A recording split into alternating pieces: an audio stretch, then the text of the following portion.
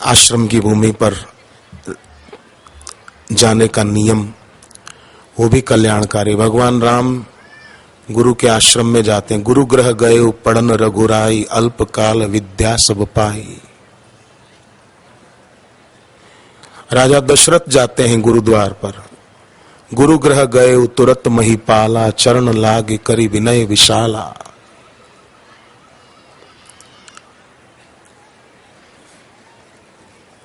बाकी तो लोग बेचारे जीवन गंवा देते हैं उस संपदा को पाने में जो संपदा मृत्यु के द्वारा छुड़ा दी जाती है।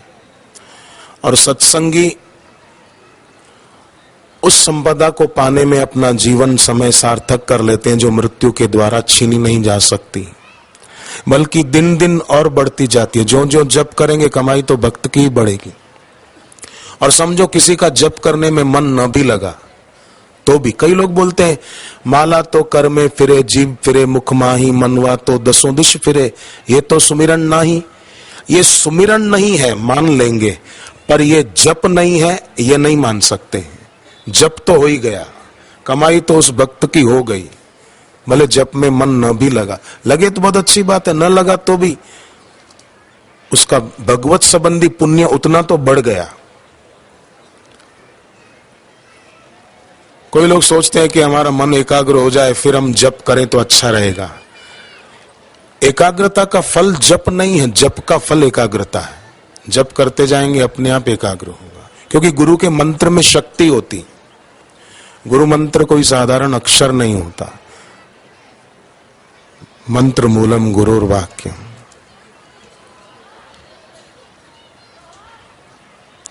एक भाई की नौकरी छूट गई। थोड़ा तो शुरुआत में दुख हुआ, पर फिर सोचा कोई बात नहीं, सत्संग में सुना है जो होता है अच्छे के लिए ही होता है।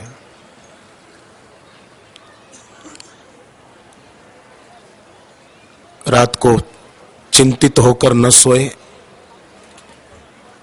जप करके फिर सोए। सुबह उठकर सोचा कि आज आश्रम में चल के जप करते हैं। सो करोलबाग आश्रम में बैठकर परिक्रमा की, जप करने लगे। फिर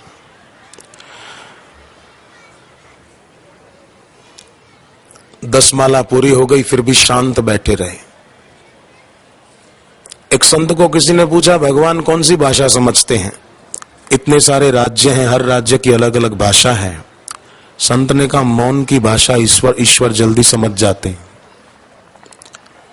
मौन को ईश्वर ने अपनी विभूति भी बताया है।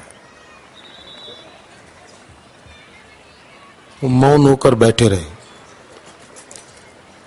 घर आने पर पता चला कि एक दूसरी कंपनी ने उनको बुलवाया है, फोन आया था और गए, ड्यूटी ज्वाइन कर ली। पहले जहां वेतन मिलता था 21,000, वो छूटी तो यहाँ 26,000 की मिल गई। 5,000 और फायदा हुआ। वो छूटी, चिंता करते रोते रहते तो क्या होता। निश्चिंत होकर के जो होता है अच्छे के लिए ही होता है। परिक्रमा करके जप तप करके आए तो 21 की गई तो 26 की मिल गई। घाटा क्या पड़ा।